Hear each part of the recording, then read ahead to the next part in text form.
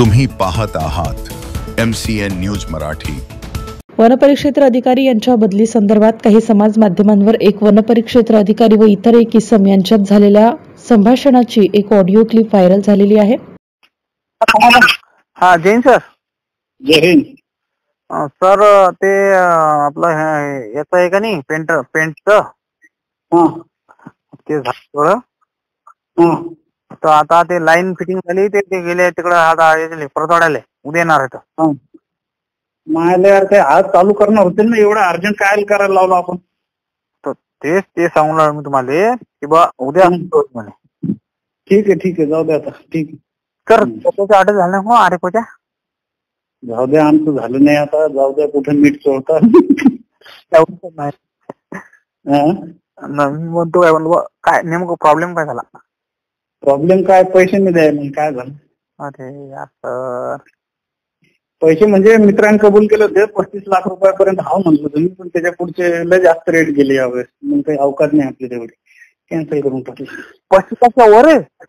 हो बापरे बाप, हे लय झालं मग सर। खरंच जास्त झालं, पण जाऊ द्या जाऊ दे, मी व्यायाम करू आलो, बोलतो परत निवांत। Okay okay sir. या क्लिपमध्ये सदर RFO इच्छुक पद मिळवण्यासाठी 25 लाख रुपये देण्यास तयार असल्याचे सांगत आहे, परंतु ते पद 50 लाखात विकल्या गेल्याने तुमचे काम होणार नसल्याचे सांगण्यात येत आहे। यावरून सध्या राज्यातील वनविभागात वरिष्ठ अधिकाऱ्यांच्या बदलीबाबत मोठ्या प्रमाणावर घोडेबाजार सुरू असल्याचे चित्र दिसून येत आहे। या संदर्भात wild life awareness research and rescue welfare society अर्थात वॉर संस्थेचे अध्यक्ष निलेश कंचनपुरे यांनी मुंबई मंत्रालयातील वनसचिवांकडे तक्रार केली असून हा घोडेबाजार तात्काळ थांबवण्याची मागणी केली आहे। सोशल मीडियावर व्हायरल झालेल्या या ऑडिओ क्लिपमध्ये एक RFO एका व्यक्तीसोबत बदली संदर्भात चर्चा करताना दिसत आहे। यामध्ये बदलीसाठी 25 लाखाशिवाय काम होत नाही असे त्या संभाषणातून दिसून येते।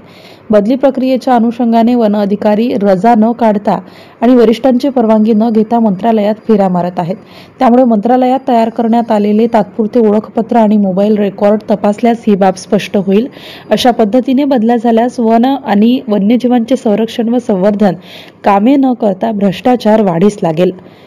सदर संभाषणाची सखोल चौकशी करून मंत्रालयातील संबंधित कक्ष अधिकारी आणि उपसचिव आणि इतर दोषी अधिकाऱ्यांवर कारवाई करावी अशी मागणी वॉर संस्थेचे अध्यक्ष निलेश कंचनपुरे यांनी केली आहे। दरम्यान MCN न्यूज मराठी या व्हायरल ऑडिओ क्लिपची पुष्टी करत नाही। MCN न्यूज मराठी करिता संपादक राजीव वाढे, जळगाव।